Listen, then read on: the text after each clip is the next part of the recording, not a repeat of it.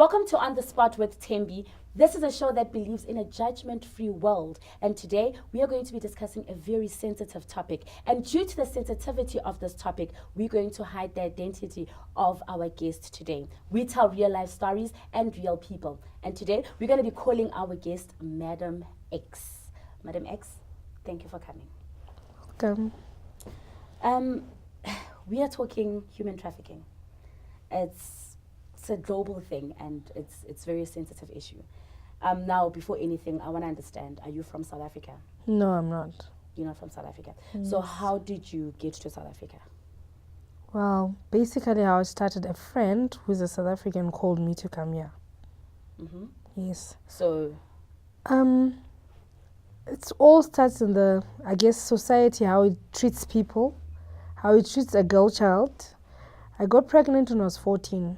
And my mother was an elder in a church, so it was a bit embarrassing for her. So I had to be forced to go stay with the men.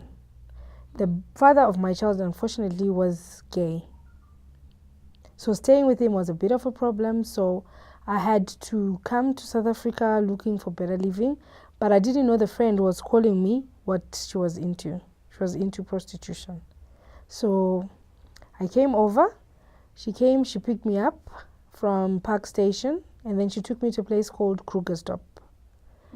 When I went there, I got to a place, it's like a 3-story building where there were women. But for you to get there, you have to be vetted if you can qualify to stay there.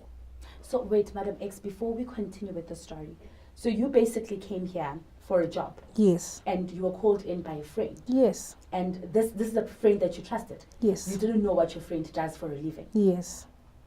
Until you got here, that's when you realized that actually this friend is... okay.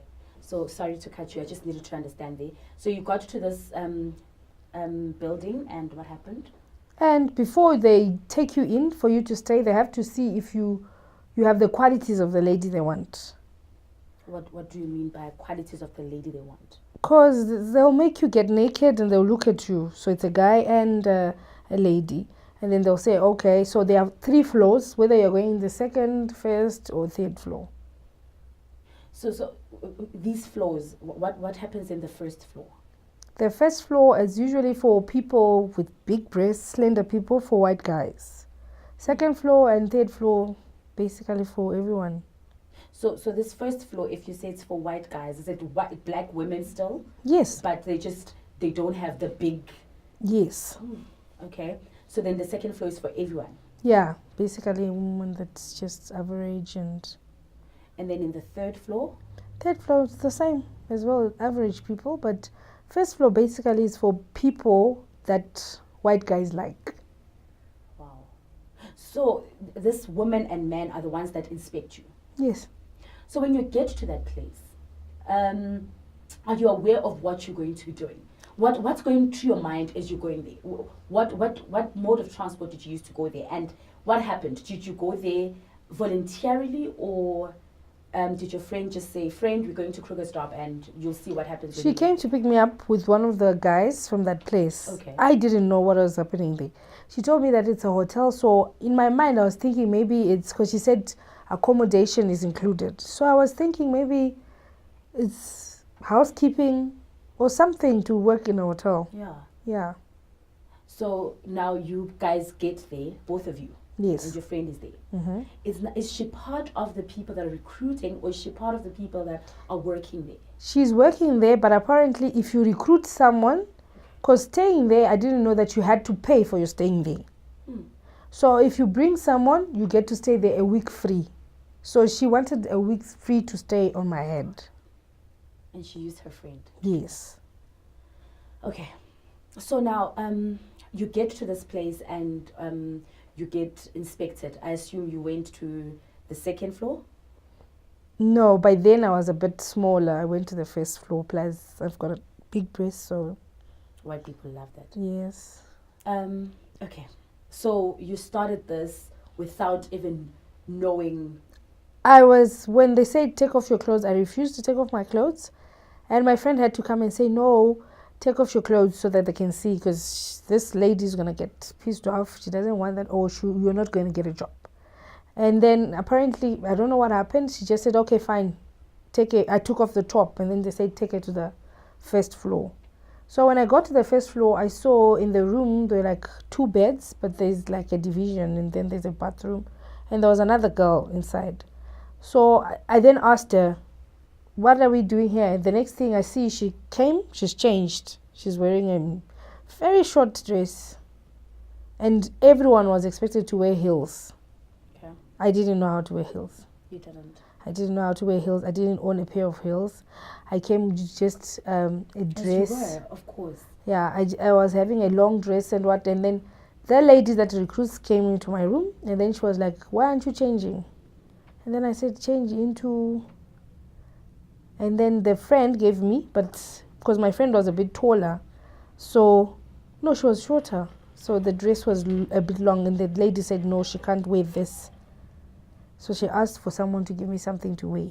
But apparently it was like a top, so that it can be like short. And then they said, give her heels. That was the worst part, because I couldn't walk in heels. So the next thing, my friend tells me we are going downstairs now. That we are going into the bar. There was a casino and a lounge. So you go and stand there. If a guy calls you, go talk to him, and then you take him up to your room. You don't exceed more than 10 minutes with a guy. I'm like, what are you saying? So when I go downstairs, I just stood at the corner. The lady came.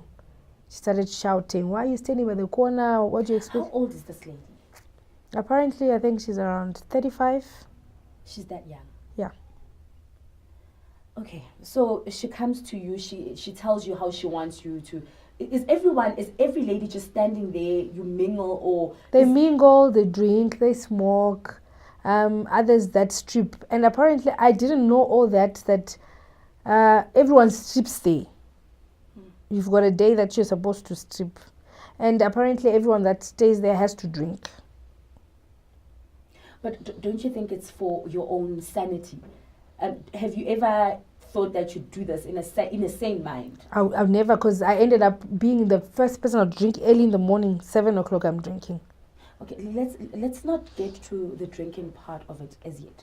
So you are there at that floor, and you're not sure. It's your first day. You're not even sure of what you're doing. You're not even sure of what to do. And then this lady comes to you, shouts at you, and says what exactly? It says, go and talk to the man. Why are you standing? You can't be standing here. You can't stay here and not be standing. That's when I heard the part about the rentals. Because first week it's free. After that, you'll be paying your rent daily. So it's a daily rate? Yes. And that means you actually had to get clients every day? Yes. In order to afford your stay there? Your stay, your food, everything. Basically everything, yes. Okay. So... Let's go through your first day. Okay. Did you get a client from the first day? Yeah, obviously guys can see that this one is new, this one is shy, because they want to take advantage. Of course. Because my first client, I didn't ask for money. I thought she said go with a guy upstairs. They knew what they were doing? Yes. So you're the one that has to demand payment? Yes, you have to get your payment first, but I didn't. Who rates these people? Do you rate yourself, or do they already know that this is how much they're supposed to pay you, or how does that work? Apparently once a week they hold meetings. Like, this is how much this is supposed to be. You shouldn't undercharge. You shouldn't... If you overcharge, well, yeah, but don't undercharge. This is how it goes. So you didn't even know how to charge? You didn't know? I didn't even know, because the guy even walked out. So everything happened, but the guy actually walked out just after everything happened? Yes. He didn't say anything to you? He didn't say anything, and the roommate, remember we were 2 in a room, the roommate was already at the door with the guy knocking to say they wanted to come in. So this thing of, even if it's another lady seeing you naked, it wasn't... You weren't comfortable with it either? Yeah, so it was just, everything was happening so fast. So this 1 week free, they make you stay for free. Basically, they know that you're going to have such problems. You're going to have such encounters. Things like people not paying you. And some people, it's rape. Because some guys, they even force themselves on you. Okay. So this client leaves, and then you walk out of the room. Yeah, I had to wait. I wanted to say use the bathroom or what. This roommate says, no, I want to get with the client, so you have to come out. So when you walked out, do you now go to your boss and tell your boss this is what just happened? Or She was there. Apparently, she waits. If it's a new girl, she follows you everywhere. That's when she said to me, so how much did he give you? And I'm like, he didn't give me anything. And then she started shouting again that you're going to be working here for free if you don't understand what you're doing. You should get money first. So, did you then speak to your friend after that incident? Or Yes, I went to her and I told her that this is, and then she goes, yes, this is what we do. was she sorry about it? Did she say? She wasn't sorry. Instead, she was even saying, you were always asking me for money, crying that this is what's happening and everything. This is how I get the money. All the life that you see me having a flashy life, this is how I get it. So somehow you felt, or she felt like you owed her for all the times that she's been helping you. Yes, she did. And apparently we ended up not being friends because of me being there. Okay. Let's just take a short commercial break and we'll be back. We're going to take a short commercial break and we'll be back just now.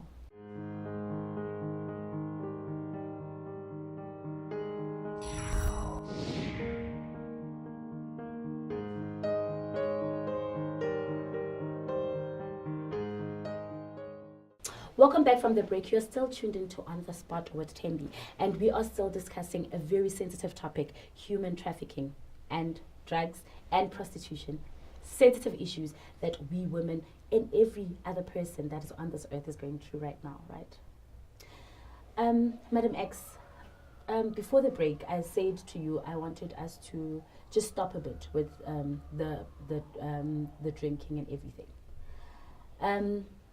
I could only imagine that doing something like this wouldn't need you in a sane mind, because already going there, you were not even sure that you're going to be doing this. You didn't even know, okay? So now, getting to that, did you fall into drugs? Did you fall into only alcohol? Or what did you do to actually keep a sane mind to say to yourself that I have to do this, you know? Because we do a lot of things just for escapism, you know? So what did you get into? I started drinking so much, like whiskey, heavy drinking. Unfortunately, I didn't get into drug, but the roommate I stayed with, she was drinking that cough syrup. Bronchia or something. Yes. Yeah. She used to take like 12 bottles a day because it would make her stick. She would say it would just flow through the day. And my friend, the one that called me, she was into drugs. So now, on a typical day, you wake up in the morning, and what's the day like? A typical day in that area. In that area, once you get in there, they only give you one day to go out, but in around Krugersdorp. I didn't know anything. I didn't know that place. To go anyway? No, you're not, but you are within, because they give you a specific time just to come out, maybe to buy your toiletries, things like that, and then you come back in. A person who does hair, are they not scared that you'll leave? they are. So how is it that you are not escorted to these places? I think they do somehow look at someone that is looking at you, but you feel like they don't have. But I strongly believe there's someone that will be following you, but not knowing, because there are some girls that wanted to go by the taxis, and then all of a sudden that girl came. But those girls, they wanted to go to Joburg to buy stuff from Krugersdorp. But then she thought maybe they wanted to go. So basically, there were people that were actually watching your move. Yes. You just think that they aren't, but obviously you'd run away, because nobody wants to live that kind of life, because it's not everybody that's made for that kind of life, you know. Okay, so you go and buy your groceries one day, and then you come back. You come back. So what happens when you, on a day-to-day basis? Yeah, and then you come back, and then what happens? Do you work from morning to night, or Yes. at night only? You work from morning to night. Morning to night. Yeah, because you can't just be sleeping in your room or just watching TV. You have to be always in the bar. So from morning, the bar opens at 9. You should be downstairs in the bar. From the morning. Yes, from 9 o'clock. So, is there a cut-off time at night, though? No, by 12 o'clock, that's sleeping time. That is if you're not booked out. So, how were you at that time? Were you able to sleep at all? It was scary at first, but I guess somehow... On your first night, were you able to sleep? Did you find sleep? What was going through your mind at that time? Did you want to go back home? Were you trying to contemplate on what to do in order to just make it out of the place? Or were you just saying, I'm going to try and settle down in this place and see what happens? Or what was going through your mind? I guess I was a bit naive because I saw the life that my friend had. Always having money, the flashy life she was having at home. So I told myself, if she can survive, I can. I thought maybe I would do it in a smart way. Okay. Do you have a kid? Yes, I have. I guess that was the first thought in your mind. Yes. How long did you stay at that place? I stayed for about 6 months. On a good day, how much do you make? That place, I can say the money was very good. Because when I left home, like I told you, I wasn't in talking terms with my mother. Of course. My child was staying with a cousin because the father apparently was gay. But I afforded for my son to go back to my mom. I built my relationship with my mother, I guess, with money. You can do anything. Yes. I started building a house there at my mother's house. The money there, 6 months. within that 6 months, Wow. the money was good because I would send money. I was always at Western Union. So I guess it was now in me. About how many clients a day in order to say money is that good? The more you get, the better, because averagely for you to get good money, you say, I want 20 clients. But if you get more, yes. If you get more, the better. Okay, so you started kind of like enjoying this life. Yes. Put it that way. Yes. And then at what point did you just, this is not it? The point when my friend turned against me. What happened? Apparently it was just because of a client. Was this a client that loved her and now moved I to think you? she loved the client. Well-paying client, I could assume. Very well paying, that Okay. even the lady that recruits, apparently they had a relationship with that guy. Wow. I didn't know. I was in the picture. So I was chased out of that place. She knew no one I knew in South Africa. She knew I didn't have a place in South Africa. But they organized with the lady and they chased me out at 12 midnight. I had to go pack my bags at night and leave. And another client that was now becoming like a friend is the one that said, you know what, you can come sleep over by my house, because he was staying in somewhere, Kagiso. Yeah. Okay. Is the one who said, you can now sleep over at my house and then tomorrow morning I'll find somewhere else to take you. That's how I got now into the ring of these places, brothels, because this guy, unfortunately, the guy was married in Kagiso. We got there to his house, the wife came. That's how I lost my papers now, passport. I had my certificates from school because I was thinking that I'm going to get a job, and I was always with them. Yeah. That's how I lost them now in Kagiso. When the wife came, the wife made drama. So in the morning, that guy took me to his friend's house. In the morning, that's when they took me to a place in Roodepoort. So your mom thought you had a good paying job? Yeah, when I was in job. Krugerstop, yes, she thought I was having a proper paying job. And sometimes it even had, because she'd even pray for me to say, God bless you, let money come, you know. But there was a point in your life where you completely changed and you took a new leaf. So this thing of saying, I want to make this enough money, it's just one day. One day we went, it was my friend, we were booked out. I was even happy. I even said, oh, thank God. Because you always used to say every morning, I'd say like a prayer that this is what the money I want. So I started, I met another pastor, and then the pastor said, no, you can come to church. Okay, let's take the last break for the show, okay? So that I just want the turning point of your life to know what actually happened just after your turning point. what led you to a turning point. And we are glad that you survived that life. You know? We'll be back just shortly after this break.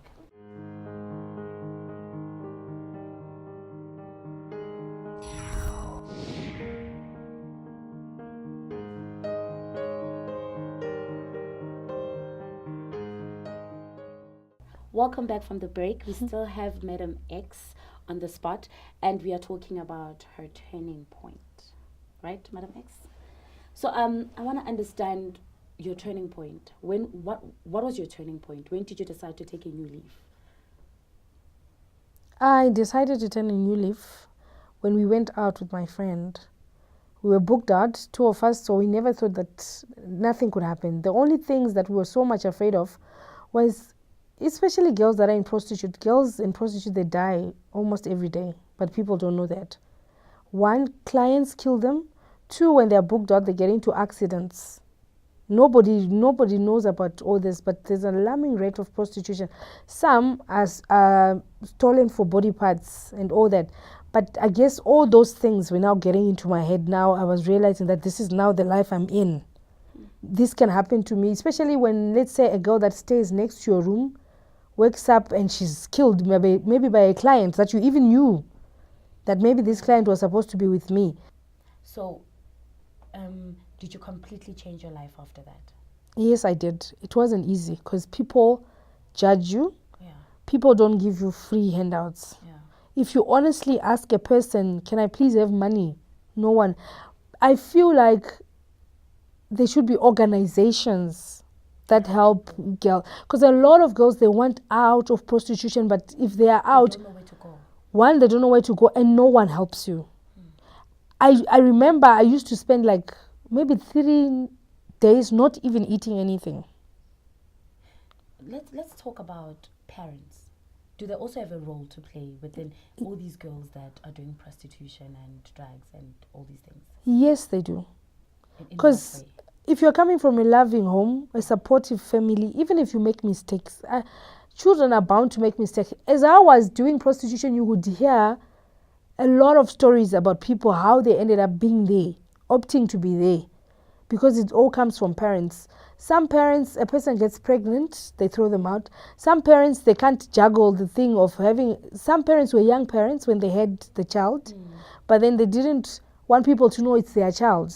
Some choose even a man over a child. And the child ends up in such situations. So people, when they see a prostitute, they feel like it's someone who likes doing it. Some people, there's a person that told me that I believe that prostitutes are sex addicts. It's not like that. Of course. They are not. If they were, they wouldn't even have to have drugs and everything. They are not sex addicts. They all have lives. Some are even emotionally traumatized. Yeah. Like there's another girl, she was having the husband, but the husband was always into prostitutes. So she thought that that's how she got into prostitution. In 10 cases, you find out that maybe one entered willingly. The rest, it was situations of how people treat them. Because even the turning point, I think that was the toughest in my life. Yeah. It was the toughest because I'm not working. You need to pay your rentals. You need to do everything. You couldn't find someone who can give you just for free, just help. Are you working now? Yes, I am. We thank God. So, hypothetically speaking, if you had to get married now, do you think you'd tell your husband? Honestly, with the judgments I've gotten before, I don't think I will. Is that now not falling into marriage in a lie? Are you willing to leave this thing with your husband until you die? Not really, but when we were in it, I'll find an appropriate time to do it. Do you think you'll eventually do it? Yes, I will, because I feel like I've lost a lot. Because of this. I've lost a lot. I've lost a lot of opportunities because of this. Because people tend to judge a prostitute on its own. They just think it's something else, but they don't really understand. What about your mother? Would you ever tell her the truth? I'll never. Never? I will never. But you love her dearly? I love her dearly, and I would think she's one of the people that the way she sees me, if I tell her, it will break her. Wow. So, what advice do you have for young kids out there who are not getting jobs? Basically, what I will say is keep on knocking on the right doors. You can't, I believe you can sell anything, but not your body. Wow. I would never advise, and I would never wish it for anyone. Wow. Because there are so many things that I couldn't get into details. There are so many things that happen, but I think it's just the grace of God, because most of the prostitutes that you see now, some of them are on ARVs, but I thank God I'm not. They are on ARVs not because they wanted. And you're HIV negative. Yes. We praise God. I'm very happy about that, because I think if I kept on being there, maybe I would have been even Eventually, dead. Yeah. Of course. Because most of them, they are drinking ARVs not because they did it willingly. People think prostitutes, they do unprotected sex. No. Those are the safest people, because they know that if they take care of their bodies, they'll wake up tomorrow healthy to work and make more money. But then they are the people that take care of themselves. But these things of booking out, you understand, some people had to sleep with them with a gun on their head. So Then you many don't even stories. get paid after that. Yes, a person will come and pick you and drop you somewhere, almost drowned. So many things happen, but it's because people don't really have anywhere to go and who to tell, because it's a cruel world out there. And people, especially if they know that you've been through this, they will never help you. They will just shun you away. They don't want you near you at all. Even and that is why people will never come out and tell the truth. They will never come out and tell the truth. And this thing will never stop, because a lot of prostitutes are dying every day. Wow. Every day. Some even overdose of drugs because they can't take it. Imagine the pressure where you are staying, you need to pay rent. Yeah. You need to eat. You need to send money at home. If you're not getting a client, then what will happen to you? Wow. Madam X, thank you so much for coming to the show. We have learned a lot from you. We're hoping that our viewers have learned a lot from you as well. We thank you for sharing your story with us. The least amount of judging we do, the better off we are. That's Michael J. Fox's saying. And this was On the Spot with Thembi, and we were talking to Madam X. We hope you learned a thing or two, and we hope that you will stop judging. And from us, we are saying goodbye.